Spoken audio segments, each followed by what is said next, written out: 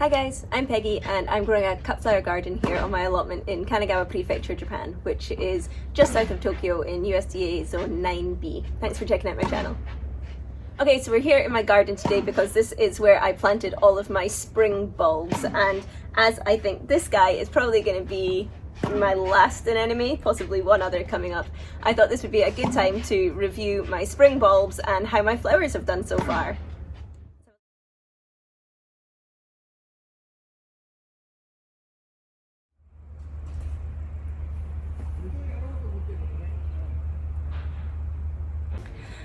Okay, so let's start with my anemone. Now, I have really enjoyed growing these guys. It's the first time I've ever grown them, and I really liked having them in the garden. They were definitely the first thing to come up. They came up really early, and they gave me my first cute little arrangements. They came in lots of different colours. I had white ones, white and red ones, yellow ones, these purple ones, and one of them was so much more beautiful than the others, and it was a really vibrant purple, like glowing purple. It was so beautiful. So I really enjoyed them, and I will grow them again, but they certainly weren't like the anemones that I see on Instagram that actual flower farmers are growing, which are huge with big blooms and really thick stems. These were not those. And I'm not really sure why. Like I say, this is the first time I've ever grown them, so maybe I was doing something wrong. And I think there were a few things that I did wrong. But as much as I love these, and they had a really good vase life as well, I did find that the stems were a little bit thin, so when I was using my pin frog for my displays, sometimes these weren't thick enough for the pin frog to actually be holding them where I needed them. Whereas this, which I think is going to be another one of those really vibrant purple ones, you can see I've got one more coming here. Sorry, they're building a house over there, so it's quite noisy. These ones had a much thicker stem. So I don't know if it's just the type of flower or if it was the growing conditions, but I know that there were a few things that when I grow these next year, which I will do, I'll make a few changes.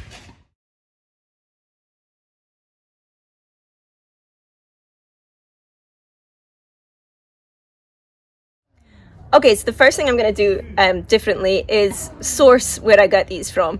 I just bought these at the local home centre. They were in a bag just with the rest of the flowers, and so they weren't necessarily a speciality cut flower breed.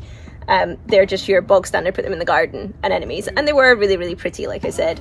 But I think I'm going to go to more of an effort next year to try and find an actual seed producer or a breeder here in Japan that I can get better quality corms from. So that's number one. Number two is the way that I treated the corms. Now, I had never grown them before, and I was just in a hurry to get something in the ground, so I took them out the bag and I put them in the soil. I didn't pre-soak them, which I now know will make them swell up to almost twice their size, and I didn't pre-sprout them either, which are both things that I'll try next year and see if that gives me a better result than this year. And the obvious one is I'm not going to be doing them in containers. So I had to do them in containers because I wasn't sure if I was getting my allotment back. Now I know I'm getting my allotment back. All of these will be going in the ground, and that has two benefits. One, I just think things grow better in the soil when they're in soil instead of containers. It'll be a better quality soil because I've got nice soil down on my allotment, and they're going to be in a better position. Anemones, I now know, like full sun, and my garden just doesn't get full sun. That's why I have an allotment instead of trying to grow things here, is because I just don't get enough sun for these guys. So I don't know if they were a bit skinny and a bit small because they were mostly in shade, or if they just didn't like the conditions in my garden, which aren't optimal. So next year they'll be in the ground and they will be in full sun, and hopefully that will give me better anemone. But still, I'm super happy with these. They gave me some really nice arrangements that genuinely made me so happy in February. I mean, the first one of these came up 28th of February. I've got it down as the first one came up, and we're now the last week in March. So they've only lasted me a month, but it's been a really nice month. I would possibly start these a little later. Now, I planted these in autumn at the same time that I planted my Ranunculus, and my Ranunculus are coming up now just as these ones are going back. I've had maybe a week overlap, maybe not even that. So I would possibly look at putting these in a little bit later and see if that means that I get my Ranunculus and my anemone at the same time, so that I can have a nicer combination of things, because I really was just making arrangements with only an anemone because that's all I had. So that's what I'm going to be doing differently next year. So these are almost done. I can see one other coming up. Have a little rake around. But I think I've just got one more to come. You can see though that in this planter last year I had some of my gladiola that didn't do anything, and this year they're coming up. So I've got some gladiola in here, and I've also planted crocosmia because I love crocosmia. It's my wedding flower. So I'm hoping that I can just leave this here, and when these anemone die down, my crocosmia will come up in here, and some gladiola as well. So yay!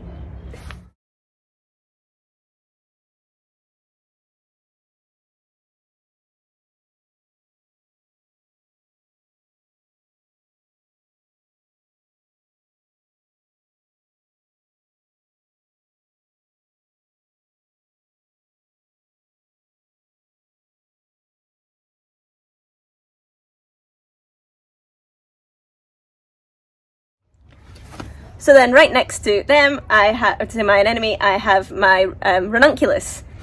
And I really like Ranunculus, and again, I'm really happy with how they're doing, and they look beautiful in what I've got inside, and they're giving me so many different colours. Now this first box, again, I just got these at the home centre, and it was kind of your bog standard colours. I had a mix of white and pink, a mix of white and yellow, and a mix of white and, I'm gonna say red.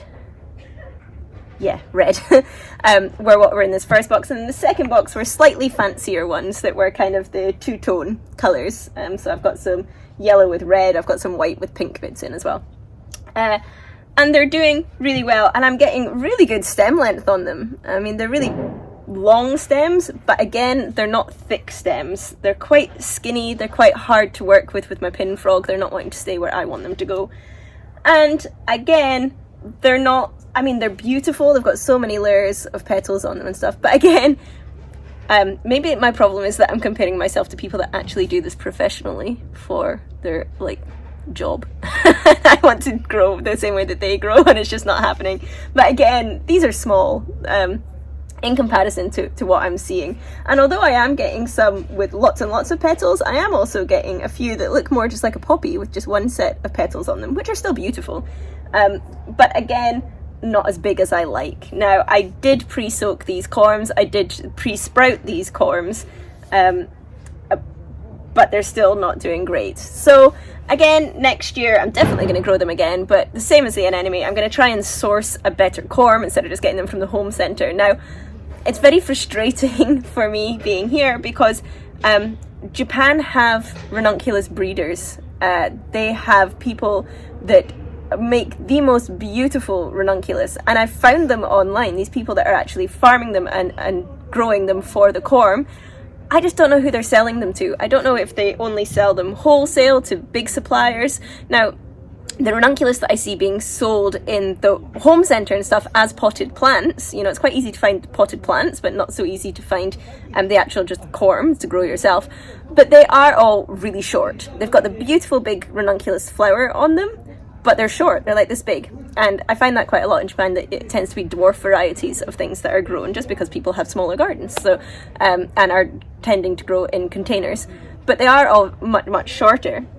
But I know that these breeders are out there, I just can't find where they're selling their corm. I can't find how to buy them on a small quantity, and maybe I just can't. Maybe they do only sell wholesale to people that I don't know where they're getting them from. But I'm really going to spend this year hunting down where I can buy really nice ranunculus corm and see if that does better. Now, I know that flower growers, professional flower growers, they only use their corm once, really. I'm just going to let these die back and leave them in here, and if some come back next year, that's great, bonus. But I'm not going to reuse these corm and put them in the garden, in the allotment. I'm not going to do that. I'm going to try and get new ones, and just hope that, again, being in a sunnier spot, in a better place in the garden, they'll do a bit better next year. But for now, I'm really happy with them. They're lovely.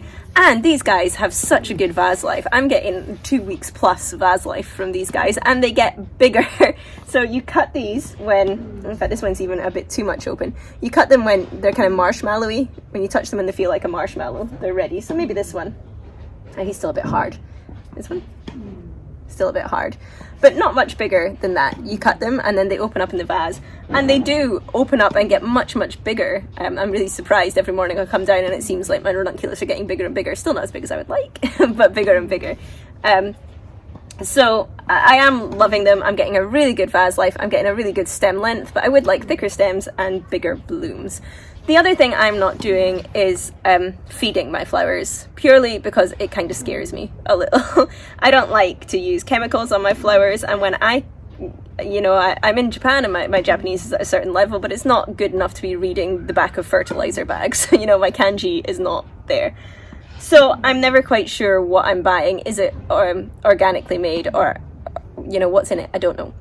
So I am a bit anxious about using stuff. Now I have my little compost tea bucket down on the garden, and I will be making more seaweed fertilizer myself this year, just going to get seaweed off the beach, soaking it in the buckets, and then putting that water, and the seaweed actually, because it keeps the slugs off the garden, onto my soil, and hoping that maybe that's enough to feed the flowers. But I think it is something that going forward I am actually just going to have to bite the bullet and sit down and figure out what I'm meant to be putting on my flowers to try and get the biggest blooms from them.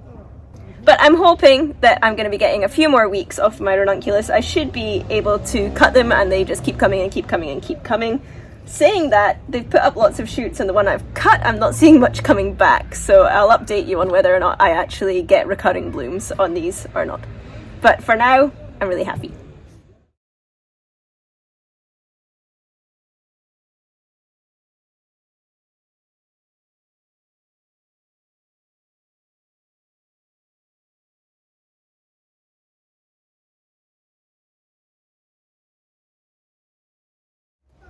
So then behind my ranunculus, I have my Freesia, and again, I've just got one container with my Freesia in, and my god, these smell amazing. By far, my favourite smelling flower that comes up in spring. They're so good. And they're really pretty. I've had so many different colours from them. You can see I've got this purple, which is actually putting out purple and pink. Now, we have had a lot of rain recently, and they are getting quite badly watermarked. They've got water spots on them, which is a bit disappointing, especially the purple ones. They seem to get it worse. But I've got these lovely purple ones. I've got these kind of red and yellow and orange ones, which are really pretty and have double flowers on them. My yellow ones, which are a really vibrant yellow, and these ones have the best scent on them as well. And so far, I have had one really beautiful light pink one, and I don't know where it came from, because I only seem to have had one of them come up. But these are really nice. They are giving me motorbike, urban gardening. They're giving me really nice long stems on them, but because I don't have very many of them, I don't want to be taking the full stem length, because if you look at this yellow one here, so this is about to open, but this one next to it is nowhere near opening, and that's on the same stem. So if I cut this right the way down, I would get a really nice long stem on that, but I would lose this flower, and I don't have very many flowers, so I have actually been cutting them, and you can see I've already cut one from there. I have been cutting them much shorter and just using the shorter ones in my arrangement so that I can get as many flowers as I possibly could. Now, if I had these growing out in a massive field and rows of them, yes, I would be taking the longer stem and just having part. I mean, it's still quite cute. It looks nice in an arrangement to just have the buds as well. But for me, I'm choosing to cut them shorter and then get the second set of flowers from them, and I am actually getting 3 or 4 flowers from each stem, which I didn't think I would, like 3 or 4 cuts from each stem. So these are doing a lot better than I thought they would. They're filling out the ranunculus and the anemone arrangements that I'm doing, because they are a fuller flower, whereas these are just single stems with a pop. So I'm really loving them, and I will definitely be planting more of them next year. Love them.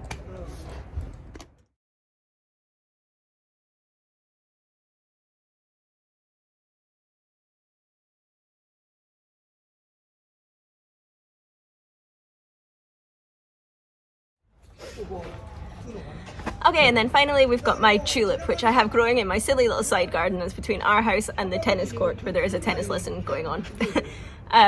And this is not the best place to be growing these. It is too shady, and so my tulip are not getting long stems. You can see these ones have all been cut. They are quite short. in their stem. Now, I did do a little video before about cutting these and how you can extend the stem length, but because I want to be keeping my bulbs for next year, because again, these will be going into the allotment next year, because I want to keep the bulbs, I have been cutting them shorter, and so it does restrict what I can do with them and the arrangements that I can make with them. But they're so pretty. They're so pretty. I'm in love with them. These dark purple ones, this is the last one I think, or that one, of the dark purple ones. And these were almost like peony. They were so beautiful, so many petals. And now I've got these ones coming up behind them. I'll give you a closer look. And these are the same, like the variation of colour is just absolutely beautiful. Layers and layers of petals. I cut some of these the other day, and when I cut them they were white, and they've been getting more and more pink each day. Every day I come down, my arrangements kind of change colour a little bit, which is nice. But again, absolutely beautiful. They look almost like water lily. And then I've got these yellow ones. I did my first cut of these yellow ones today, and again, very, very short stems on them, but that's because of where they are in the garden. So I'm hoping that next year when they're down on the allotment, I'll get the same beautiful kind of peony effect flowers, but with longer stems. These all come up at different times randomly, so these ones have already been cut. These were my big purple ones that came up first. These ones, the kind of pinky ones, are just starting to come up now.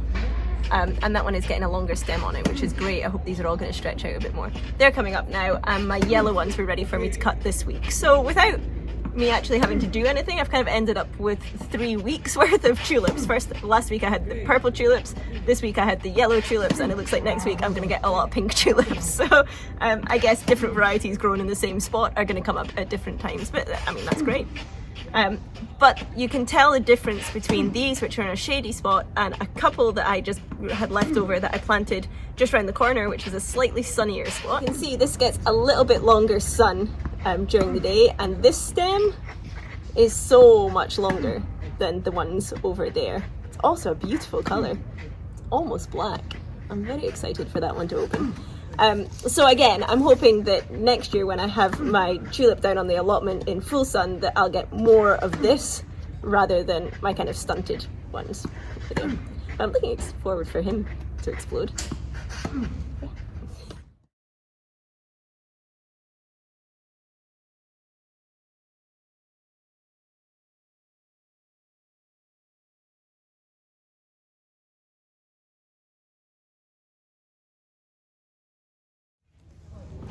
And that's it. That's everything that I had in for spring. My sweet pea I thought I would be getting as well at this time, and I haven't. They're coming on a lot slower and a lot later than I expected.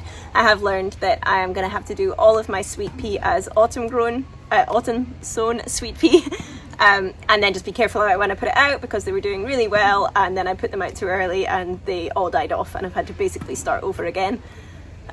So, you know, I'm hoping that next year I will be getting them at the same time. I just have to do better when I transplant them out, basically. I've also learned that I need to do all of my stock and all of my snapdragon as autumn sown as well, because the temperature here changes so quickly that the spring sown ones don't get the height on them that they need. They don't get the chance to grow in the cooler weather before the weather changes to being much hotter. So I now know that even if the packet doesn't say that I should be doing that, that's what I'm going to do next year, and see if I get better results on those. So hopefully all of this stuff will be on the allotment next year and do much better. But for now, I'm really happy with how this has gone. If you want to follow along, see more of what I have made, you need to check out my Instagram, which is From the Witch's Garden. And I put lots of pictures up there of the stuff that I'm making with all of these flowers. And if you want to follow along for the rest of the season, remember to hit the subscribe button below, and I will see you guys next week. Bye!